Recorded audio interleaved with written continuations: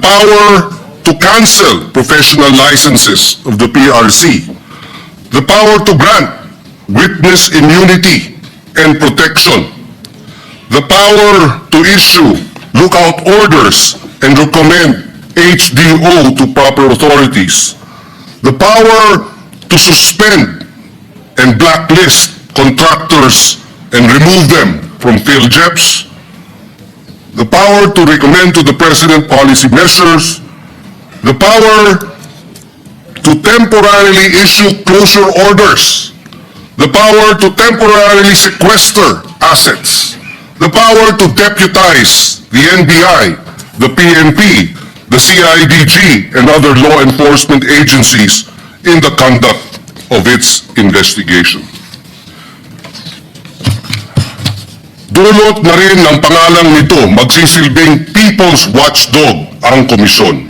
Magkakaroon ito ng fiscal independence at tunay na proteksyon para sa mga kakantang whistleblowers, sa mga citizen monitors. Papaganahin nito ang karaniwang boses para sa tunay na pagpapanagot sa kurakot. Bagamat suklam na suklam tayo, kailangan pa rin ng due process.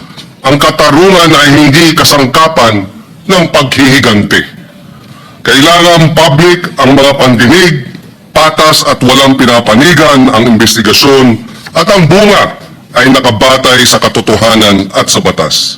Pasanin natin ito sa bawat Pilipinong umaakyat sa kanilang mga bubong, nagdadasal para sa kanilang kaligtasan. Pasanin natin sa bawat magulang na nawalan ng anak sa sakunang pwede namang maiwasan.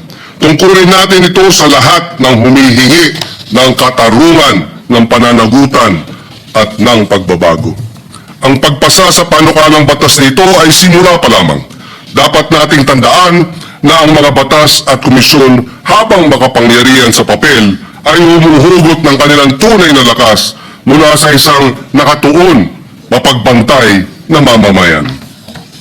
Ang pinakadakilang kaalyado ng hustisya ay ang mga taong ayaw tumanggap ng impunity, na patuloy na nagbabantay, nagtatanong at nagpapanagot sa mga tagapag-alaga ng kapangyarihan. Ipasara natin ang panukalang batas na ito, hindi bilang isa pang hungkag na kilos, kundi bilang isang bagong tipan sa pagkakaisa ng ating tinig. Hindi natitinag ang ating pagtutol sa katiwalian at hindi natitinag ang ating pagbabantay.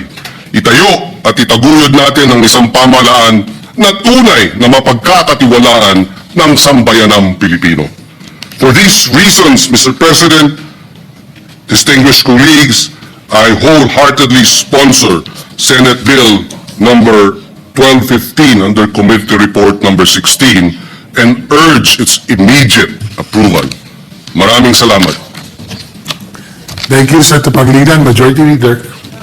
Next to sponsor the measure, Mr. President, no other than our Senate President, dear Presiding Officer, no other than Senator Vicente C. Soto III. Our Senate President, Vicente Soto III, is recognized. Thank you, Mr. President. Mr. Majority Leader, thank you. At the outset, allow me first and foremost to thank Senator Francis Panginlinan, Chairman of the Committee on Justice, for acting with dispatch on this measure that is timely and necessary at this point. Mr. President, every devastating typhoon or monsoon that flooded our streets, severely damaged houses, destroyed livelihood, hampered our day-to-day activities, and claimed lives. We are reminded of the Filipino people's unwavering resiliency. Yes, all right. But this should no longer be the conversation. Resiliency should not be celebrated when accountability is deniably lacking. Filipino people surviving yet another flood should no longer be the topic of the next news article. Our people should not be losing sleep anymore when it is raining, fearing that anytime the flood will destroy their homes. Due to the geography of our country, we are very vulnerable to calamities. The billion-peso budget allocated to flood control projects should have given our people the security that no matter how hard the rain, they are safe. Much has been said about the recent flood control issue that shocked the nation. It is now the time we have taken action. By filing Senate Bill 1215, we now demand accountability for those who took advantage of the flood control and other infrastructure budgets for their personal gain at the expense of the suffering of the people. Ginoong Pangulo, maraming ang pamintas-mintas eh. May mga nagpipintas pa. Oh, yung Blue Ribbon, hearing na naman. Yung Tricom ng House, hearing na naman. Yung ICI, wala namang power. Ang dami natin naririnig na gano'n eh. O eto, through this bill, we will be creating a balanced, effective, and most importantly, an independent investigative body tasked to look into this systematic corruption through which billions of pesos intended for infrastructure projects have been lost.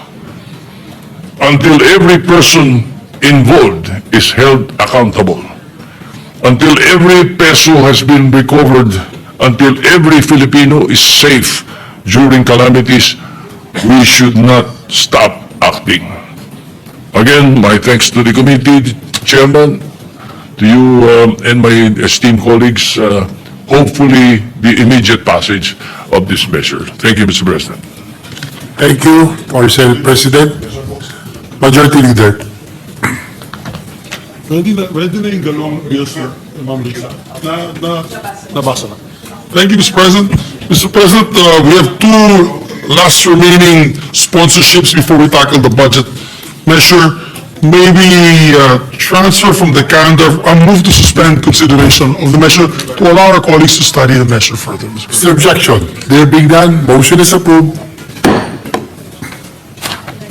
Mr. President, I move that we transfer from the calendar for ordinary business to special order, Senate Bill number 1510 on the committee report number 14.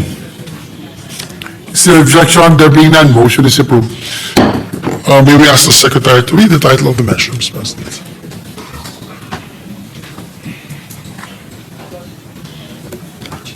An act establishing a national health service outreach program for senior citizens and indigent persons with functional disabilities, providing for interagency and local government coordination and providing funds therefore. Thank you, Mr. President. Move that we consider the measure and recognize a distinguished Deputy Majority Floor Leader, Senator Risa Ontiveros, to sponsor the measure. Is there objection? There being none, our Deputy Majority Leader, Senator Ontiveros, is recognized. Salamat po, Mr. President. Mr. President, distinguished colleagues, magandang gabi po sa inyong lahat. I rise to sponsor the Health Outreach for Seniors and Indigents Program, HOSIP, a national initiative to provide community-based care, assistive devices, and hygiene support for senior citizens and indigent persons with functional disabilities.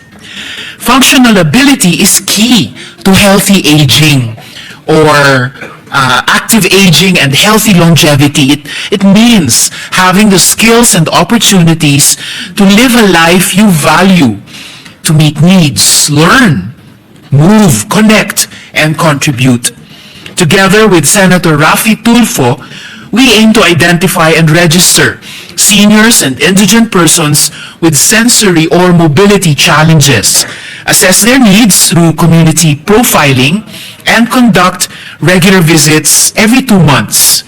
The program will also provide free assistive devices such as wheelchairs, walkers, hearing aids, eyeglasses and dentures, and distribute oral care and hygiene kits quarterly to eligible seniors and indigent persons. Through HOSIP, we reaffirm our commitment to care for those who once cared for us and still care for us, and to uplift the lives of the poor and the vulnerable. Let this measure be a step toward a more inclusive, compassionate, and health-equitable Philippines, where no senior or indigent person is left behind. Marami pong salamat, Mr. President. Thank you, Senator Tiveros, Majority Leader. Thank you, Mr. President. To allow our colleagues to study the measure further, I move to suspend consideration of the measure. If there's no objection, motion is approved. Mr. President, I move that we transfer from the calendar for ordinary business to special orders. Senate Bill number 1511 under Committee Report number 15. I so move, Mr. President. Is there an objection? There being none, motion is approved. We will ask the Secretary to read the title of the measure. There's no objection. The Secretary is requested to read the title of the measure. An act strengthening the protection of patients against hospital detention on grounds of non-payment of hospital bills or medical expenses and providing stiffer penalties for violations thereof, amending for the purpose RA 9439 entitled An Act Prohibiting the Detention of Patients in Hospitals and Medical Clinics on grounds of non-payment of hospital bills or medical expenses. We recognize once again the very hardworking Deputy Majority Floor Leader and Chairperson of the Committee on Health, no other than Senator Risa Ontiveros. Once again, our Deputy Majority Leader, Senator Risa Ontiveros, is recognized to sponsor the measure. Salamat po, Mr. President. Mr. President, distinguished colleagues, magandang gabi po sa inyong lahat. I rise today to sponsor a measure that seeks to end a silent cruelty that has for too long haunted the corridors of our hospitals. The unlawful detention of patients and even the withholding of the bodies of the dead because of unpaid hospital bills. This is a practice that cuts across our society. It victimizes the poor, the elderly, solo parents, and even those who simply fell sick at the wrong time. Sa ganitong practice, pinaparusahan nito ang mga may sakit dahil sila'y mahirap. At nilalabag nito hindi lang ang ating saligang batas, kundi pati ang ating pagkatao bilang tao. No Filipino should ever have to beg to be released from a hospital bed. No grieving family should ever have to ransom the body of a loved one. Katuwang sina Senador Jinggoy Estrada at Erwin Tulfo, we propose to strengthen patient protection against hospital detention, to reaffirm what should have always been true, that healthcare is a right, not a privilege, and that compassion, not capacity to pay, must be the guidepost of our medical institutions. Mr. President, Republic Act No. 9439, the original law prohibiting hospital detention, was enacted almost 2 decades ago. Yet, despite its good intent, the practice persists. We still hear heartbreaking stories of mothers unable to bring home their newborns, of indigent patients detained for days, of families forced to surrender meager possessions just to claim their dead. This bill strengthens that law, giving it sharper teeth, broader reach, and stronger enforcement to ensure that no Filipino is ever again detained in sickness or in death for lack of capacity to pay hospital and medical bills. Una, pinalalawak ng panukalang ito ang saklaw ng proteksyon. Sakop na ngayon ang lahat ng ospital, klinika, at katulad na pasilidad, pampubliko man o pribado. Walang institusyong makakalusot sa pananagutan. At hindi lang mga pasyente ang protektado, kundi pati ang kanilang mga kamag-anak, kinatawan, tagapag-alaga, at maging ang mga bagong silang na sanggol. Wala nang dapat gawing palit-ulo para sa buhay, kalusugan at dignidad ng tao. Ikalawa,